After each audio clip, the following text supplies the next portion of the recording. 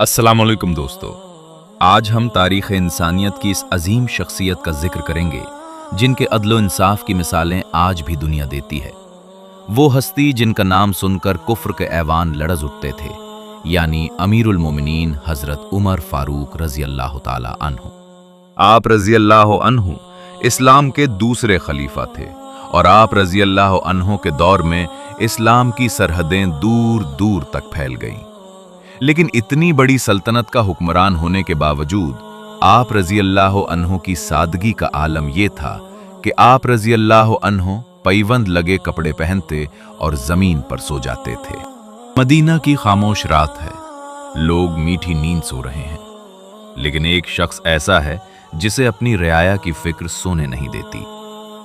हजरत उमर रज़ी अल्लाह अन अपने गुलाम असलम के साथ मदीना से बाहर गश्त कर रहे हैं। अचानक दूर रेगिस्तान में आप रज़ी अल्लाह अन को एक आग जलती नजर आई। आप रज़ी अल्लाह अन ने अपने गुलाम से फरमाया, असलम, देखो वहां शायद कोई मुसाफिर है जो सर्दी या भूख से परेशान है, चलो उनकी खबर लेते हैं। जब आप रज़ी अल्लाह अन्हु वहां पहुंचे तो देखा कि एक औरत चूल्हा जलाए बैठी है और उसके छोटे बच्चे पास बैठकर रो रहे हैं। चूल्हे पर एक पतीला चढ़ा हुआ है जिसमें पानी उबल रहा है। हजरत उमर रज़ी अल्लाह अन्हु ने करीब जाकर पूछा, ए अल्लाह की बंदी, ये बच्चे क्यों रो रहे हैं?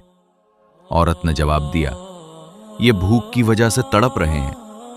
आपने पतीले की तरफ इशारा करके पूछा, फिर उसमें क्या पक रहा है?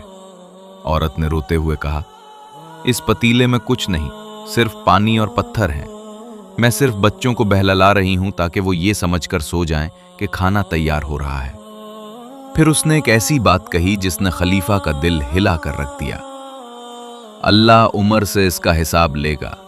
वो खलीफा बना बैठा है और हम यहां भूखे मर रहे हैं। हजरत उमर रज़ी अल्लाह अन्हु ये सुनकर तड़प उठे। आप रज़ी अल्लाह अन्हु ने यह नहीं कहा कि मैं ही उमर हूं, बल्कि फौरन बैतुल माल सरकारी खजाने की तरफ दौड़े। वहां से आटा, घी, खिजूरें और जरूरत का सामान एक बोरी में डाला। जब आप रज़ी अल्लाह अन्हु बोरी उठाने लगे तो गुलाम असलम ने कहा, अमीरुल मोमिनीन, ये बोरी मैं उठा लेता हूं। हजरत उमर रज़ी अल्लाह अन्हु ने भराई हुई आवाज में फरमाया, असलम, क्या कयामत के दिन तुम मेरा बोझ उठाओगे?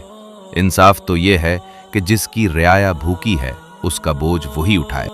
आप रज़ी अल्लाह अन्हु खुद वो बोरी कंधे पर उठाकर उस औरत के पास पहुंचे, अपने हाथों से चूल्हा फूंका, खाना तैयार किया और उन यतीम बच्चों को अपने सामने खिलाया।